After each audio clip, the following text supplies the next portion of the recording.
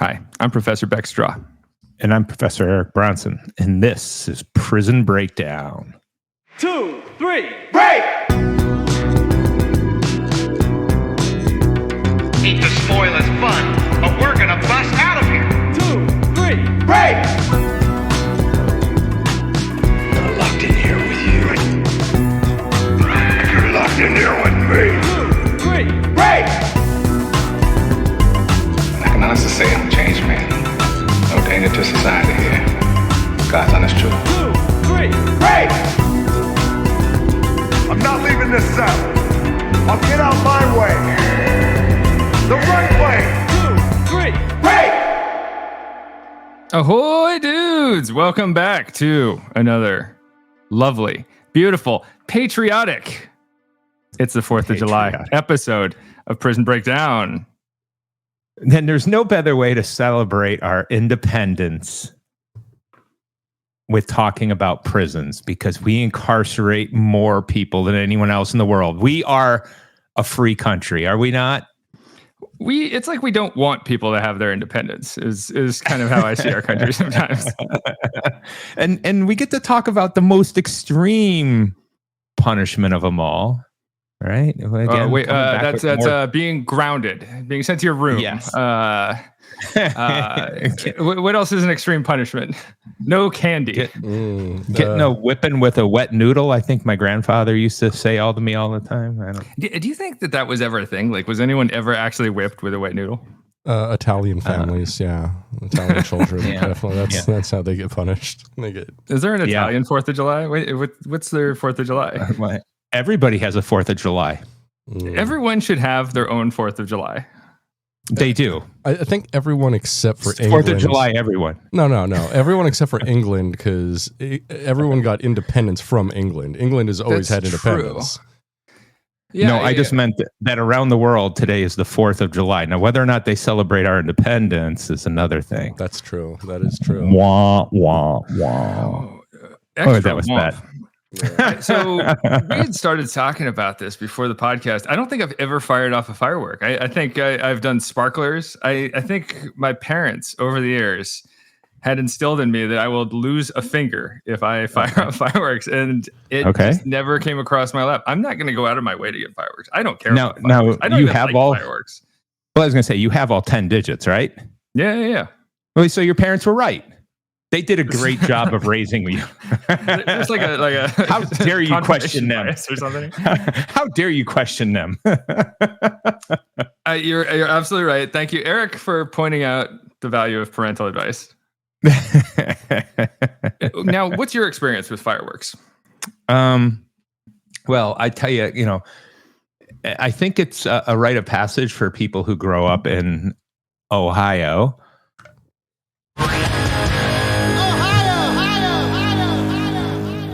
Yeah, that at some point in your life you have to vacation in Florida, so that forces you to drive through all the fireworks states, specifically, South Carolina, Tennessee, where it's part of their state pride that they sell fireworks there. And I'm talking as soon as you enter the state.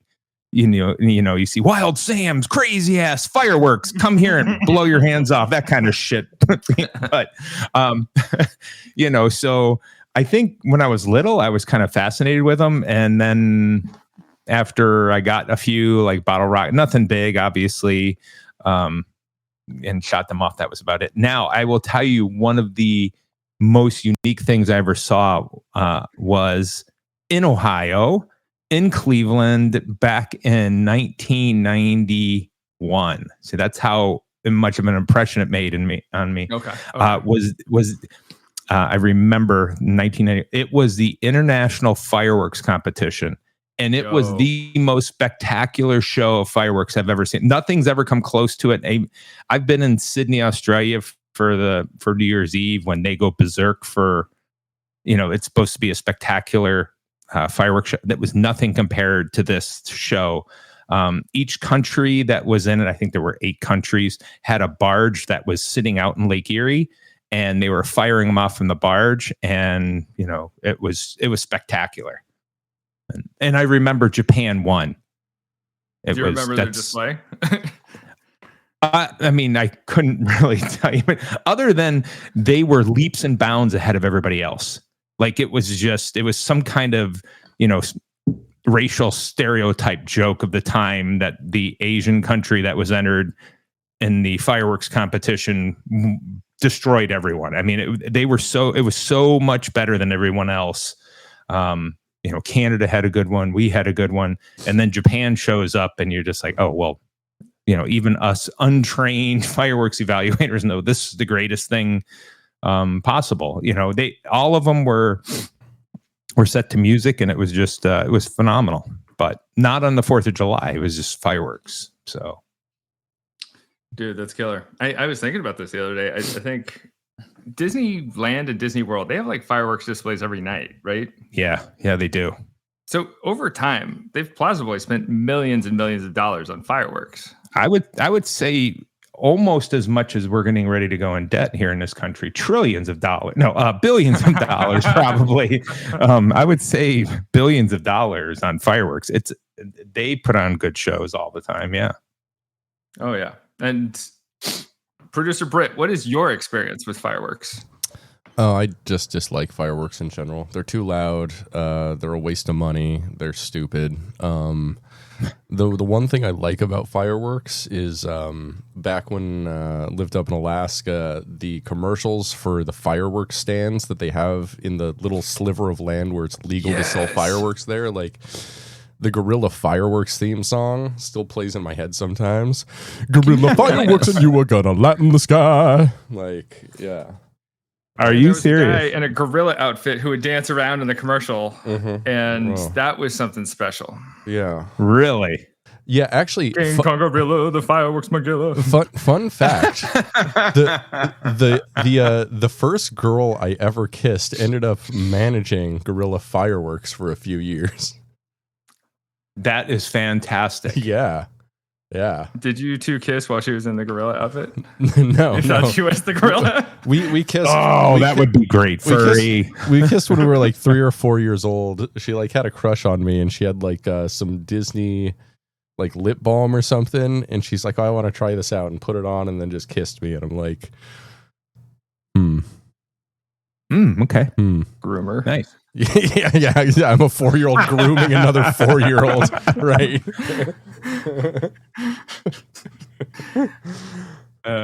Well, that's enough fireworks talk for now. I think we can proudly say this podcast does not endorse fireworks. I think they're incredibly boring, and I every time I watch them, I think what else could I be doing at this time? Very rarely have I seen like a Japan level display of fireworks where I am dazzled. No, everything in life has been a disappointment for me since then. Not just fireworks, just everything. I am sorry to hear that, my friend. I hope that this podcast can be a bright spot in your day and in your future. It's a close second. to for the fireworks. Yeah. Our podcast. Okay. Yeah. Now, shall we open up the paper and read some news? Absolutely. Let's get into some news from the razor wire. Fresh news, hot off the razor wire. Now, I would like to start this with a little bit of an update. Here we go.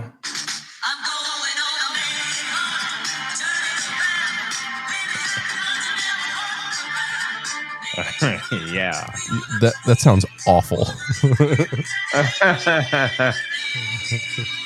Oh yeah. I sped it up a little bit, so we are we're avoiding any kind of like digital rights management issues. Beautiful. I'm gonna say that's the reason why this podcast is second behind the Japanese fireworks. Right. The Japanese fireworks podcast beating us in the charts. Now, let's talk about the New Orleans jail escape. On June 28th, another one of the 10 inmates who escaped from the Orleans Justice Center, Antoine Massey, was captured. As a reminder, Mr. Massey had been charged with vehicle theft and domestic abuse, including strangulation. The authorities found Mr. Massey in the Holly Grove neighborhood of New Orleans, and he was peacefully captured after authorities had received a tip. They moved in on him, and he has since been taken to a secure state facility outside of Louisiana. Now, Mr. Massey is most notable for being the guy online saying he was innocent. And the video he put up online, he asked Lil Wayne for help. And he held the document up to the camera saying this was an affidavit. His girlfriend had recanted any allegations of abuse. And we don't know if there's any truth to any of this. So as of the 4th of July, today, as of this recording, Derek Groves is our one remaining escapee who is still at large on the New Orleans jail escape. Let's hear it for Groves. I mean, that's impressive to still be on the run for this long of a time period with that many people having info about where you went. That's impressive. Yeah, dude, people talk, right? And he's managed to slip authorities for over a month and a half. Yeah. I mean, that's just being, well, unless, of course, we find his body in some swamp somewhere in Louisiana. But, I don't think we'll find anything, really. Yeah. I mean, that's impressive. Yeah. He's hanging out with them gators. Yeah. But that's a long time to be gone for. Hey, quick sidebar. Eric, have you ever seen gator wrestling? Like, I know of it to be a thing. You're a man who appreciates the South. Yes. Yeah. I lived when we were in Beaumont, we lived, and when I tell you it was right down the road from us, by Texas standards, it might as well have been next door to Gator Country. And that's one of the places that's been on, I don't know, whatever those crap reality shows are on CMT or Lifetime or whatever shit network show those things. And so Sarge, who owned Gator Country, lived in our neighborhood or lived right next door to our neighborhood. And when there would be gators that would get loose during the storms, getting to our neighborhoods during the storm because the water level got so high. So because we were surrounded by the bayous and the ocean, gators would just show up in the neighborhood. That rules. Yeah, and so people would have them in their backyard every once in a while, or every once in a while it would be they found he had to come get a rather large one out of the culvert once. It was they said it was about 8 foot long. That's a pretty big alligator. But yeah, he has it's a big gator. So while our kids up here in Rhode Island go on seal watches out in the ocean, if we'd had stayed down there, they would have left the elementary school and gone to Gator Country to visit the gators. So it, they do put on a weird show there. Is it worth seeing? I didn't go see it. I wasn't a fan of, keeping gators locked up just for our amusement. You're against gator prison, is what you're saying. Yeah, exactly. Of all types, not just actual gators, but the alligator Auschwitz that is being completed down in Florida right now. Yeah. I don't want to, or even locking up members of Florida's football team. Yeah. Yeah. Well, no, if they deserve it, I yeah. But yeah. Yeah. Stay tuned. We got to do an episode in the future on that alligator Auschwitz. Yeah, because I don't think alligator Alcatraz is appropriate, because those people who were sent to Alcatraz had been convicted of federal offenses. These folks, I don't think have been convicted of many crimes here, but man, we're going to torture the shit out of them. So. Oh yeah, I'm sure. Unfortunately, this is a very sorry state of affairs that our country sees itself on its Day of Independence. Yeah, exactly. Now, in other news, well, hang on. Before I get to other news, this guy who lived on your street, his name was Sarge. Is that his actual name? He went by Sarge. Okay. Everybody knew him as Sarge. I've never met a character like that. I don't know military characters like that. Do you, Britt? Wait, was he the guy from Beetle Bailey? Slightly younger than that. Sarge is ageless. The man has like one tooth, and he could be anywhere between like 35 and 80. Right. Yeah. That's true. All right. In other news, Sean Diddy Combs has been found guilty on 2 counts of transportation to engage in prostitution in his federal trial this week. He also faced charges of sex trafficking and racketeering conspiracy, and he was acquitted on both of those. The trial went on for 7 weeks, and the jury took 3 days of deliberation, and bam, convicted on 2. The more serious counts he was not convicted on. The judge has ordered the Diddy remain in detention while he awaits sentencing, and this is because he's a pretty wealthy dude, and he has a high capability of leaving the country easily if he so chose. The judge has proposed a sentencing date for October 3rd, and Diddy is facing a maximum sentence of up to 10 years on each of the 2 counts he's been convicted on, meaning a maximum of 20, though it's really unlikely he would face anywhere near that long. Prosecutors are suggesting 4 to 5 years in prison. Diddy's defense attorneys are suggesting between 1.5 to 3 years. So we'll see what shakes out there. Did either of you pay attention to the trial? A little bit. No. Not one bit. I know the prosecutors dropped a whole bunch of charges like a couple weeks ago. Like a bunch of the serious charges, and I don't know. From everything I've seen, this has been a huge miscarriage of justice. Like the dude did some really messed up stuff, and you know he's maybe going to jail for a couple years for it for some pretty serious sexual assaults. Here's a question off of that. How do we think his time in prison or jail is going to go? Will he be one of those revered superstars? No. Public, personalities that go to prison where everybody takes care of them? No. No. Or is he going to be shit on? We saw what happened to R. Kelly. He's not going to do well. I think he's a bad boy, and prison is full of bad boys. He's going to be the leader of the bad boys. You know, in the song Bad Boys for Life, he said, "We ain't going nowhere, bad boys for life." But he's going to prison, so that was a lie.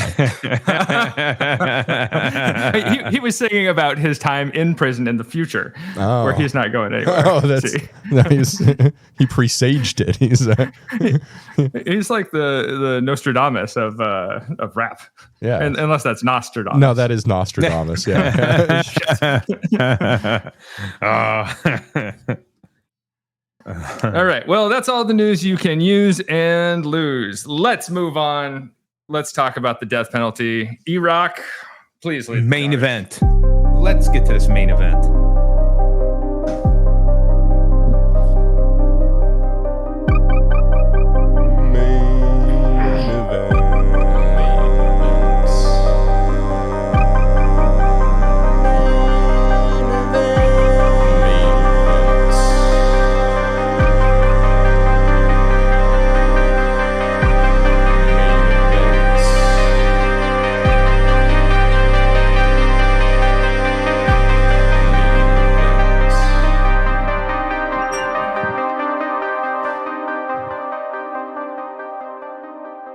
All that I'm going to say after that intro is that producer Britt does not get enough love or credit for the work that he does creating these intros for our different bits here on the podcast. I think that was an amazing little intro, and I hope that maybe one day we can have maybe a Blind Melon or some type of hairband inspired intro to the main event.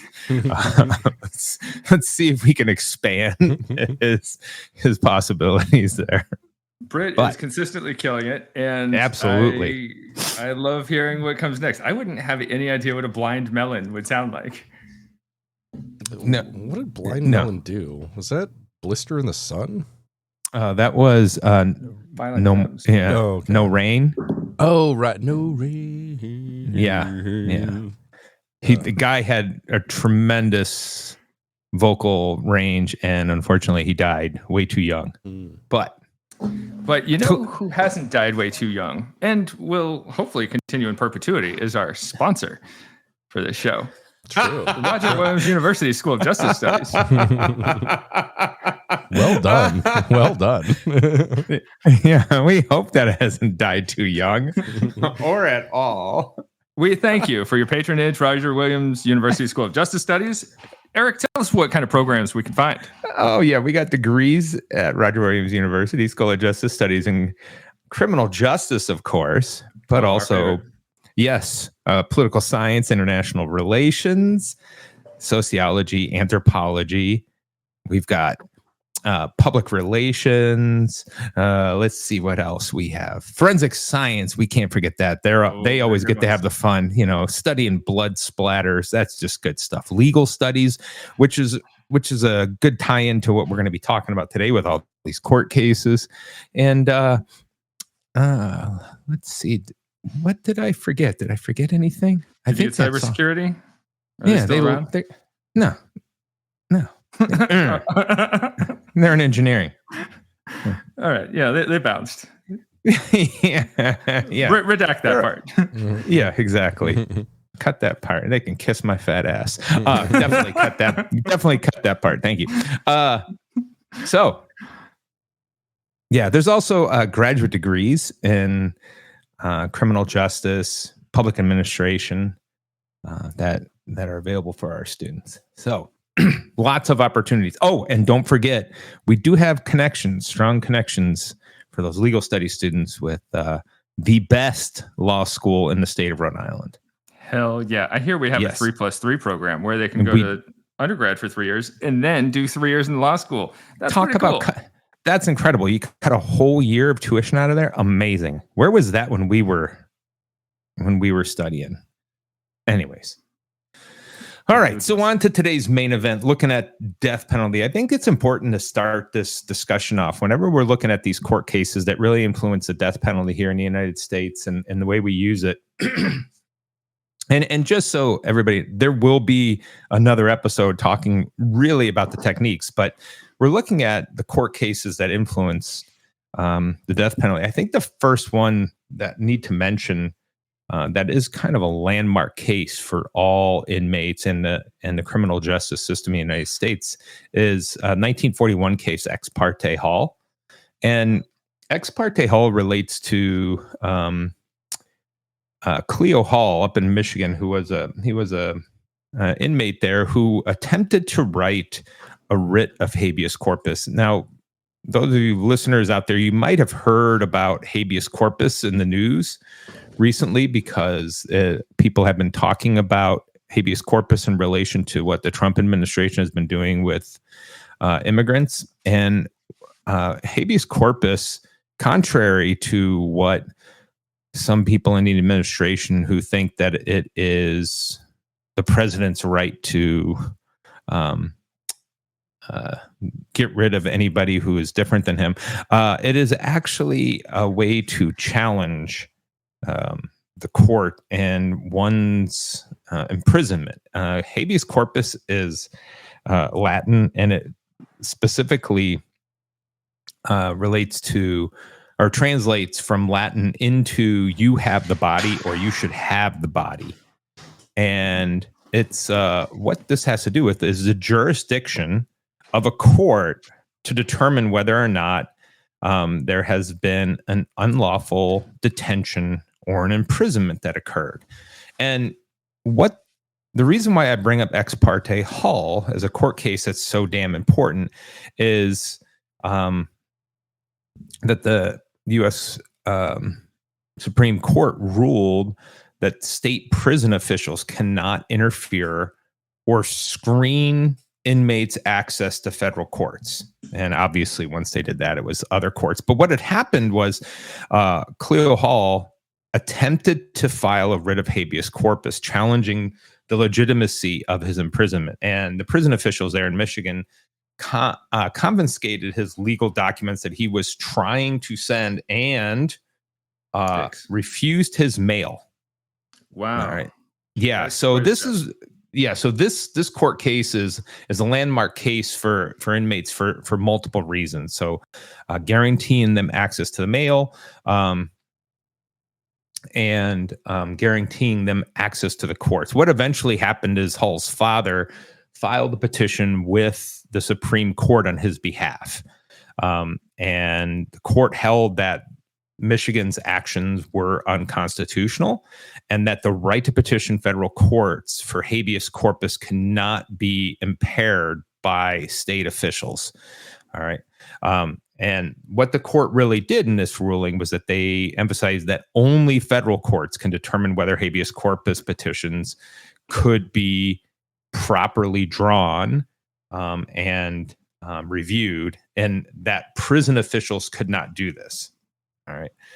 So again, relates to people hearing that again today, and whether or not people who are here in the country as immigrants have a right to do this based on the Constitution. Obviously they do. We just have to make sure that they have actual due process and can get in front of the courts.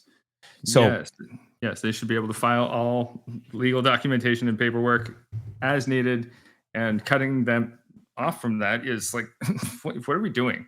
Right. Exactly. The fact that people who might be considered immigrants don't have due process means no one has due process, because if they think you look different from them, well, then we can say you're an immigrant. Or if you think different than them, or if you teach different than them, whatever it might be, you no longer have due process, and therefore we can ship you out of here. Are they coming for the teachers who teach different now? Hey, they got rid of a president of the University of Virginia, right? No, that's true.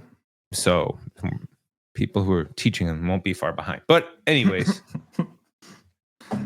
so moving forward in the history of the United States, with the way we executed people throughout our history, typically we think of a few different techniques that we used.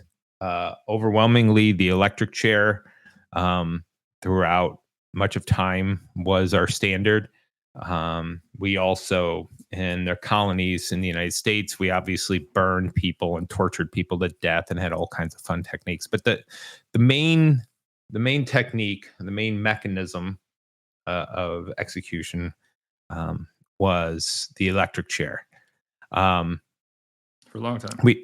Yeah, exactly. We also had firing squad, hangings, obviously. We have a long history of lynchings where the method of execution was hanging, also done in public.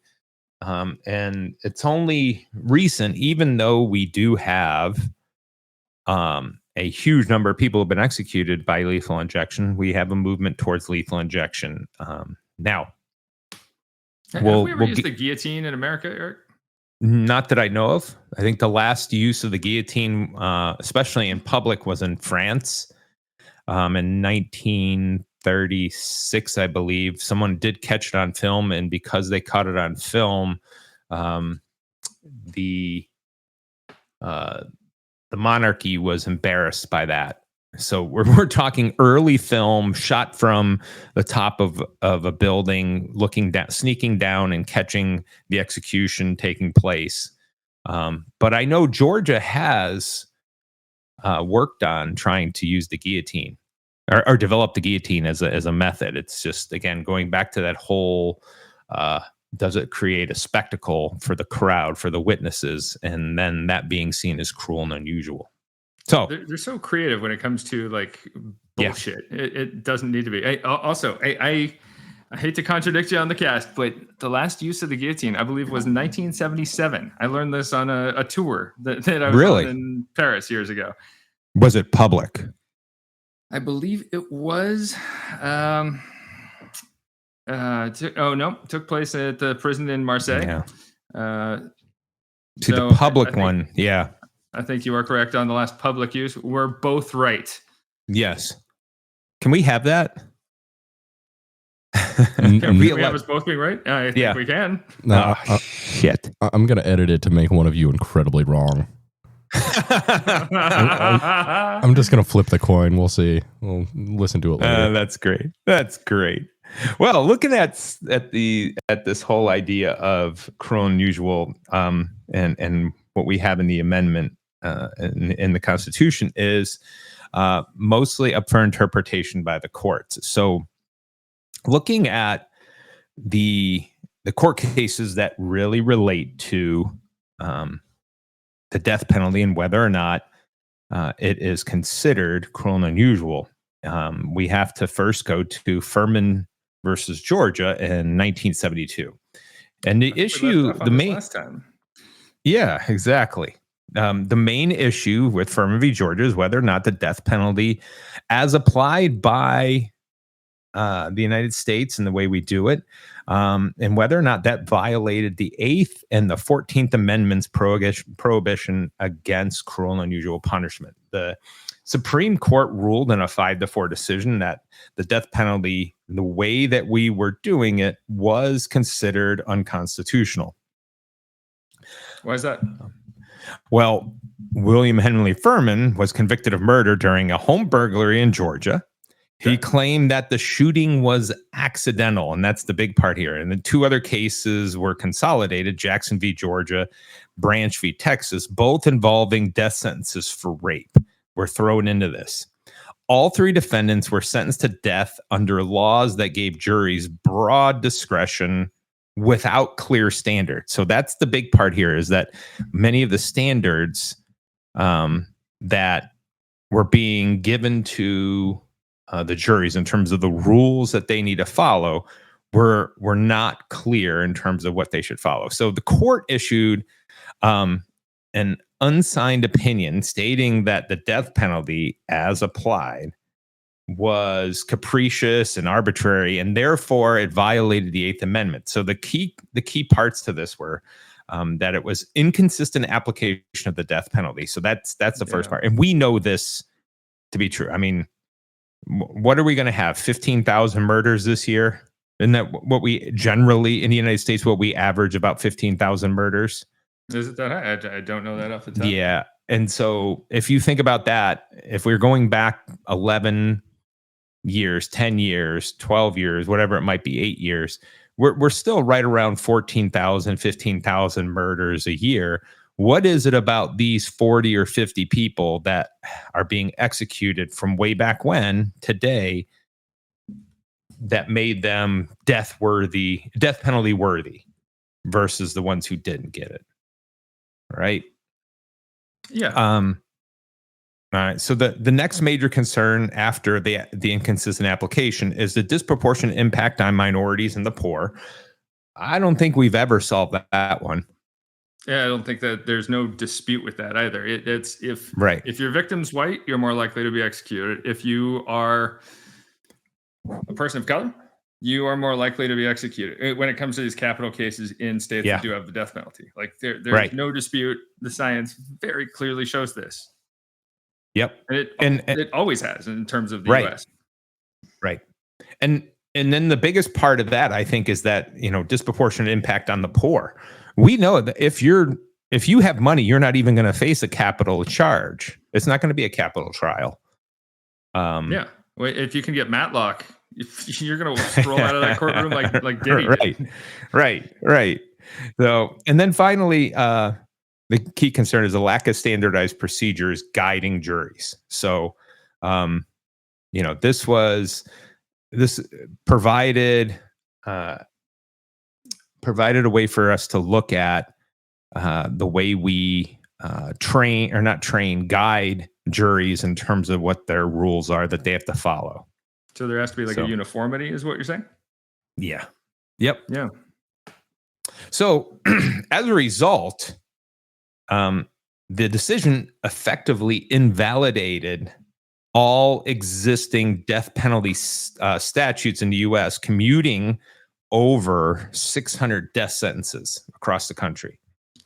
So death sentences. Cool. So these are people waiting on death row who have been sentenced to death. Okay.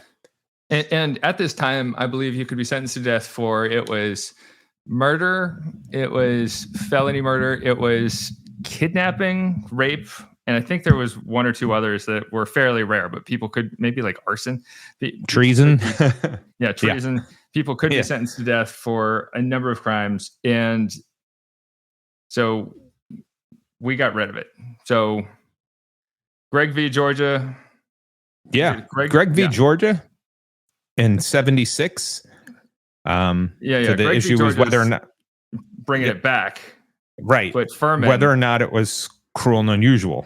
Yeah. So Furman, 1972, establishes we got to get rid of this. This is not being applied in a way that's fair or a way that's consistent. So let's talk about our boy Greg bringing it back. Yeah. So Troy Gregg, was convicted of armed robbery and murder in Georgia. He was sentenced to death under Georgia's newly revised capital punishment statute, which was designed to address the concern raised by Furman v. Georgia. And so Gregg appealed, arguing that the death penalty was itself unconstitutional. In a 7-2 ruling, the court ruled that the death penalty is not per se unconstitutional, and it emphasized that the Eighth Amendment must reflect evolving standards of decency. The death penalty can be constitutional if applied careful, judicious, and non-arbitrary manner.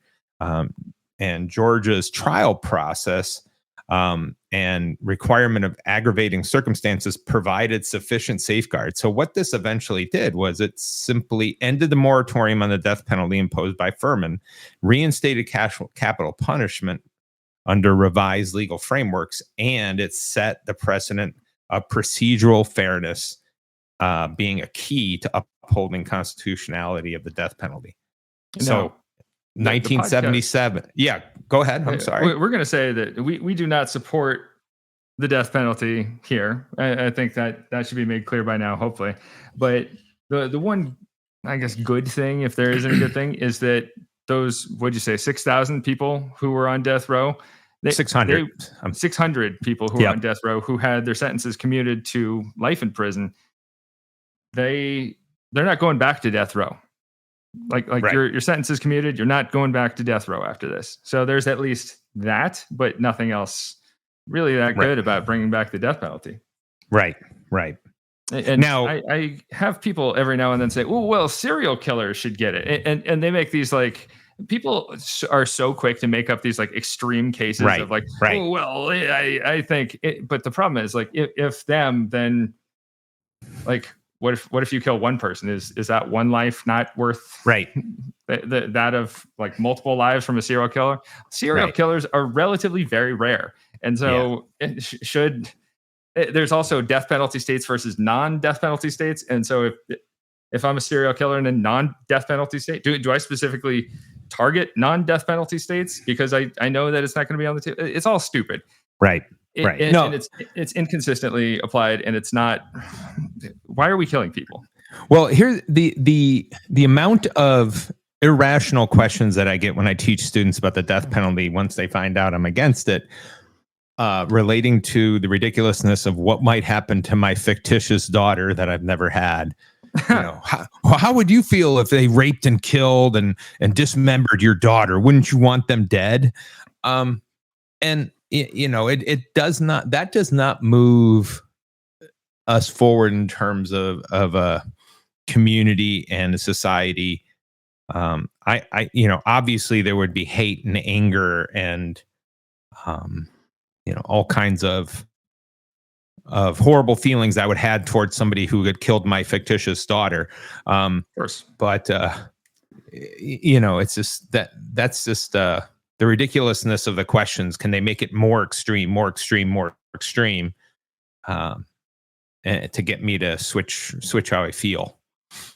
Yeah, that's exactly it. Like it is the say your daughter's raped and murdered, but does that deserve the death penalty versus raped, murdered, and dismembered?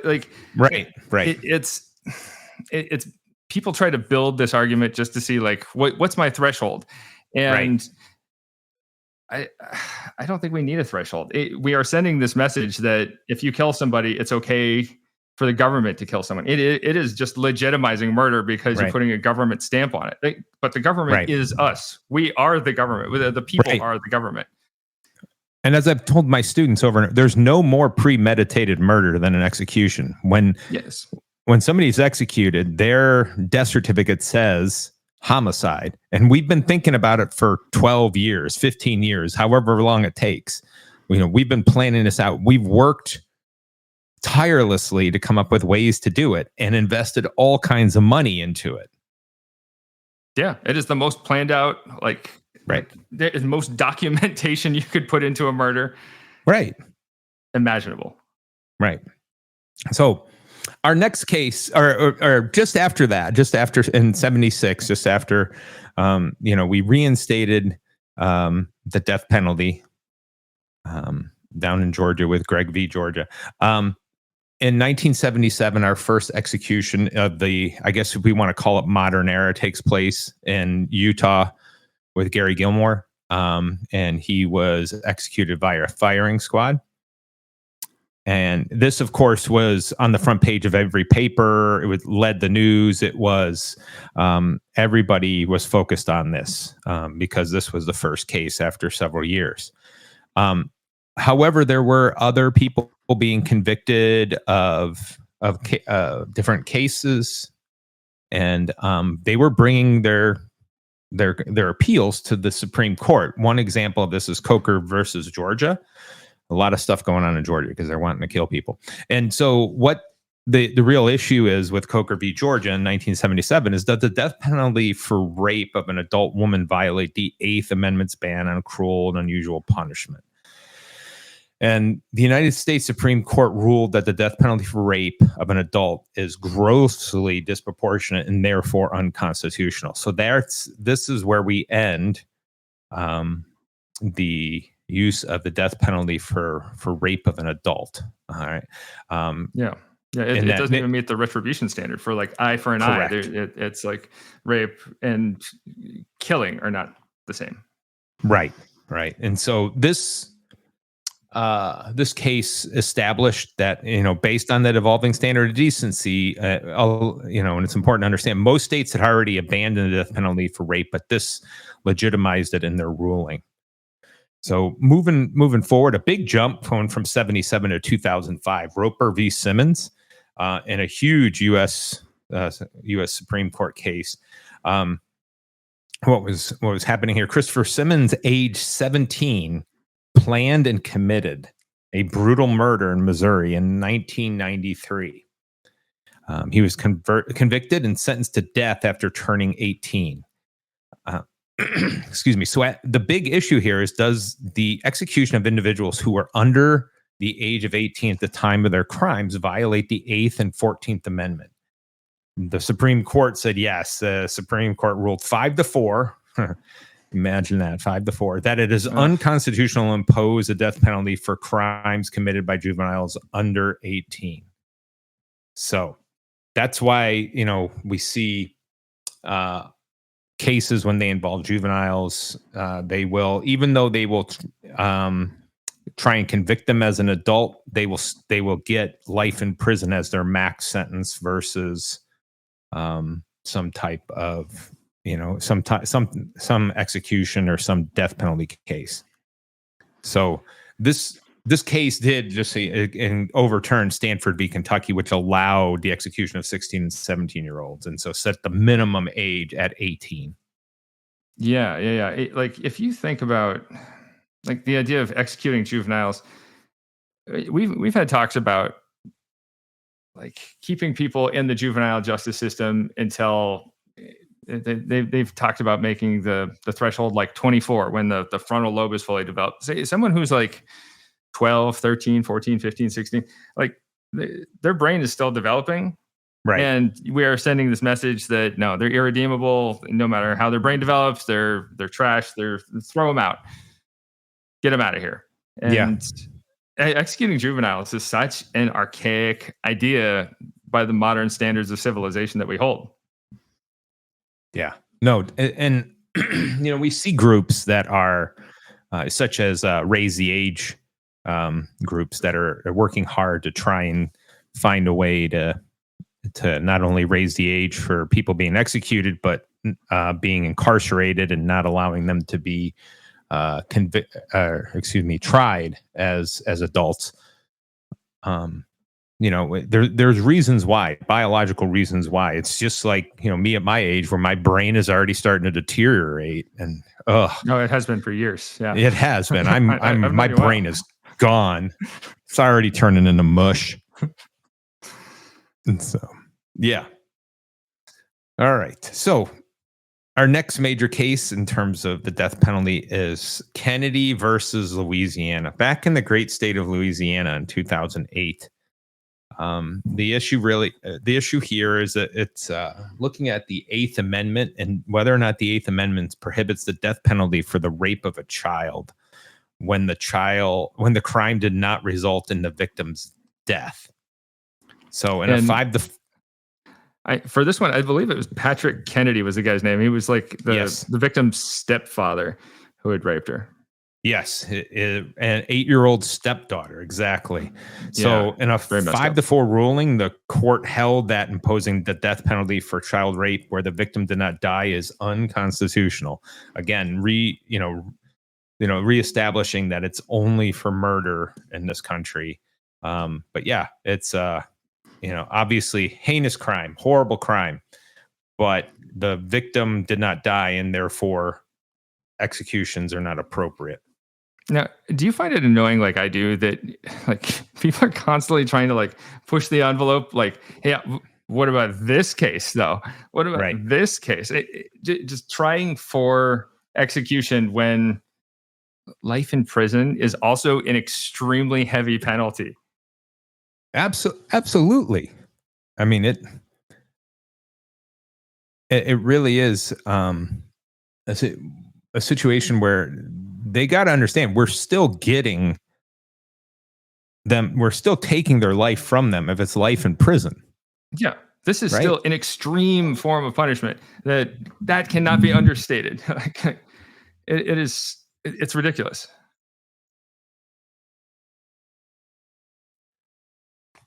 Britt, you look like you're going to say something. No. I mean, yeah, I totally agree with you. It's ridiculous that people just keep on pushing this envelope and they're like, well, there's got to be a case where it's okay to kill someone. People are so bloodthirsty that they just need some excuse for someone to die by the state. And I'm like, why? Yeah. We look for it. It's like as a society, they're like looking for excuses to execute someone. And then I wonder in cases like this, like, oh, we know that this is going to get kicked up to the Supreme Court and we're just hoping the Supreme Court sides with us. Right. It's amazing. Again, the lengths at which we go to end people's lives and think that is justice. Right. It amazes me. And then we put years and years of effort, money, the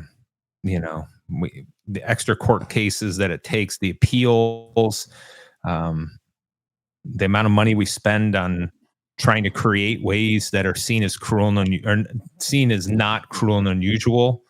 Right. And then we leave the final decision up to a team of 9 lawyers. Like, lawyers aren't known to be like the most morally upstanding people on earth. And why are we putting our everything into their hands? It's ridiculous.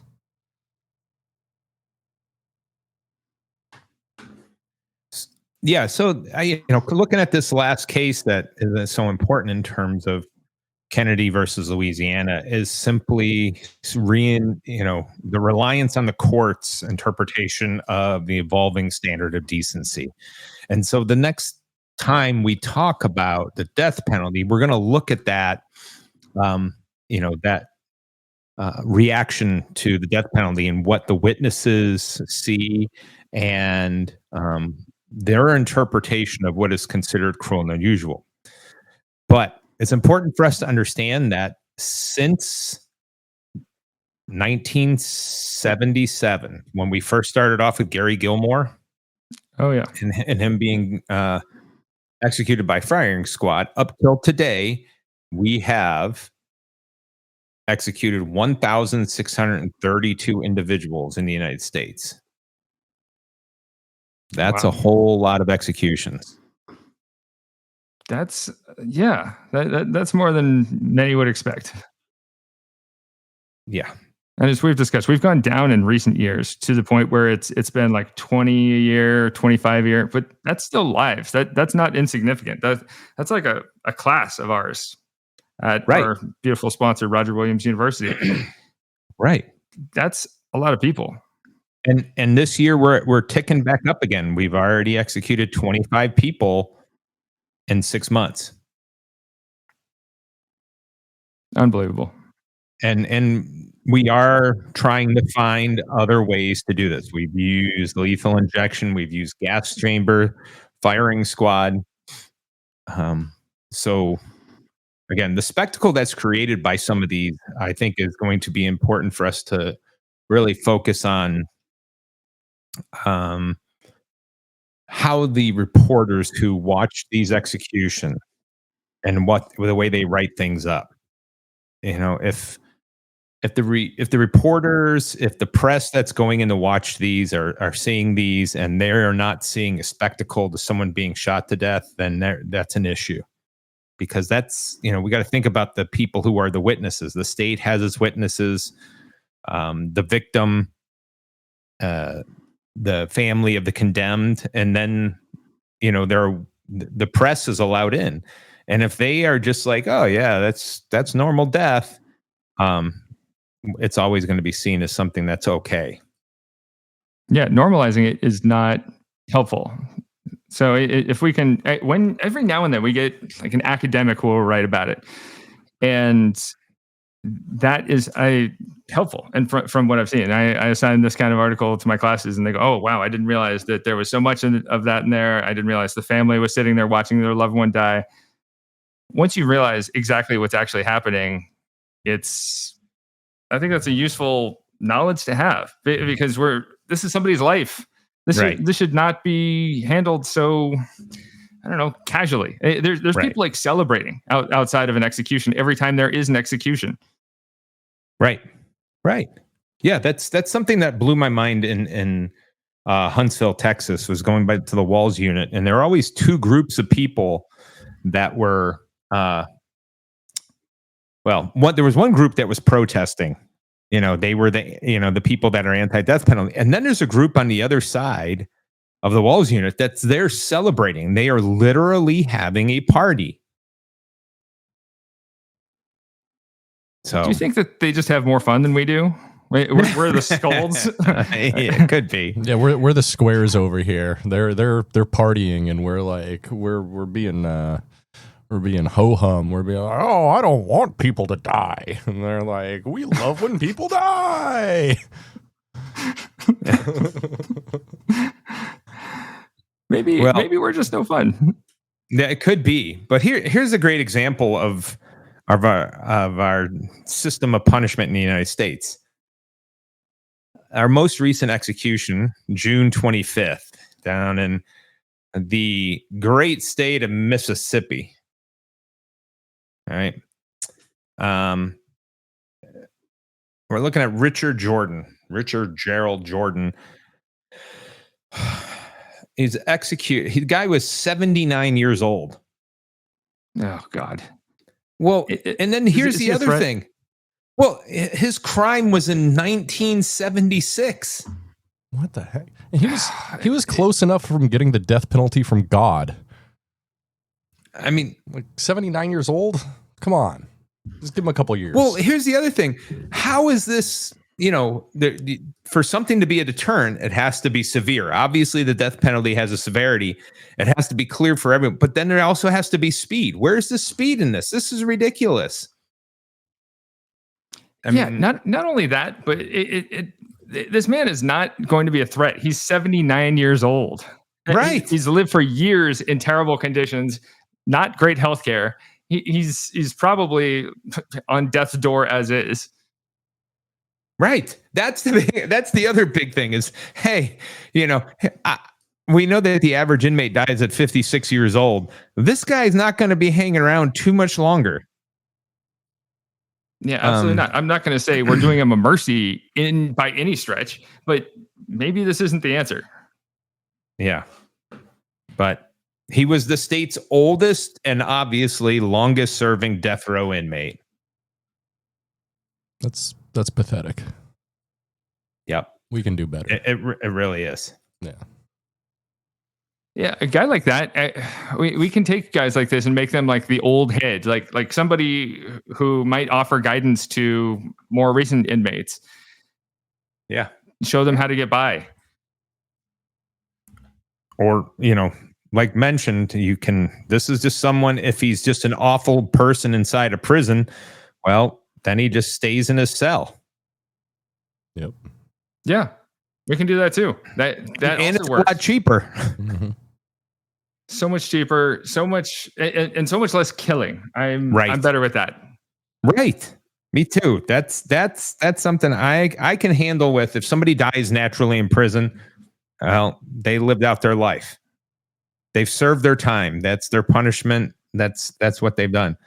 But for us to work so damn hard and to put so much effort into coming up with a way that we feel comfortable with executing people just isn't. That's not right. So agreed. So those are the major court cases related to where we are now and what we're doing in the United States.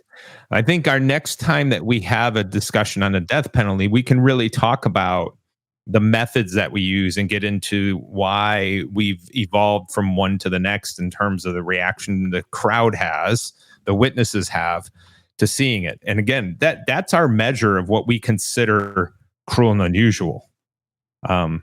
Because the overwhelming majority of people will never see an execution, thankfully, because seeing someone die that's not dying naturally, I think, is something that really will wear on a person. So we have to rely on those who actually get to see them. So I think our next discussion on the death penalty will have to do that. But I do think the next little chat we need to have needs to be on alligator Auschwitz. Mm-hmm. I do concur. Yeah. We're gonna put this together and make that our tour for next time. Mm-hmm. Absolutely. So that's our main event for the day. All righty. I think we learned something here. I think we learned that the Supreme Court has had some periods of reasonableness and some periods of what the hell are you thinking? Yeah. All right. So that is the main event. Eric, out of here. Now it's just the bros. And I think that means it's time for a movie minute. I think you're right. Movie minute. Movie minute. 60 seconds with producer Britt to talk about movies. All right, let's put 60 seconds on the clock. So, TikTok. last time, because it was the 50th anniversary of Jaws, Judge Bronson sentenced me to watch Jaws, but not just any Jaws. Oh, Jaws. Which one? 3D. Oh, cool. Cool. Which will see its 42nd anniversary a few days after this episode drops. So we're celebrating that. Jaws 3D is the third film in the Jaws franchise, once again following the Brody family, which appear in every film. This one focuses on Mike and Sean Brody, who are played by completely different people in every single one of the 4 Jaws films. In this one, Mike is played by Dennis Quaid. This movie is, in a phrase, Jaws at SeaWorld. Oh, that's cool. 2 dolphin trainers have to fight a giant shark that is raining terror on the animals in the sea park. now this. Wait. Roll it back. Is the shark in the sea park? He gets into the enclosure, yeah, and they have to blow him up, and it's this whole thing. This movie sucked. It was really slow, shows way too much of the shark, and it becomes more funny than scary. And really, though, I was pretty bored of this film until the end. The end of this film is kind of incredible. The shark, for a minute, just floats towards this glass case while everyone in this underground sea lab are oh no, and then the shark just keeps floating slowly towards it until it breaks the glass. And then this is all supposed to be in 3D, so the glass is supposed to be coming at you, but it just looks really bad and discolored. Everything that's supposed to be 3D just looks really bad and discolored in this film, and it's obvious when it's supposed to happen. So the shark breaks a giant glass pane and floods the underwater base, and then they eventually explode the shark, and all the dolphins jump up in celebration. all of this is supposed to be in 3D, which if you're not watching in 3D, just looks awful. It like all the dolphins when they're jumping up just look kind of like brownish, and I'm like, what? Had you considered wearing 3D glasses for this, even though they don't really make 3D TVs anymore? Would it still appear in 3D on a non-3D? I don't think so. I don't think so. And even if it did, I didn't want it in 3D. I liked like when the shark exploded, like all of the pieces were supposedly like coming at the screen, and then the jaws of the shark just like go into the center of the screen, and they're there for like 6 seconds of just like a freeze frame of the shark's like teeth that have exploded out of its mouth. And that rules. Yeah, it was so dumb. This movie is bad, but it is hilariously bad enough, especially the end, to take it just beyond the threshold of bad into good bad.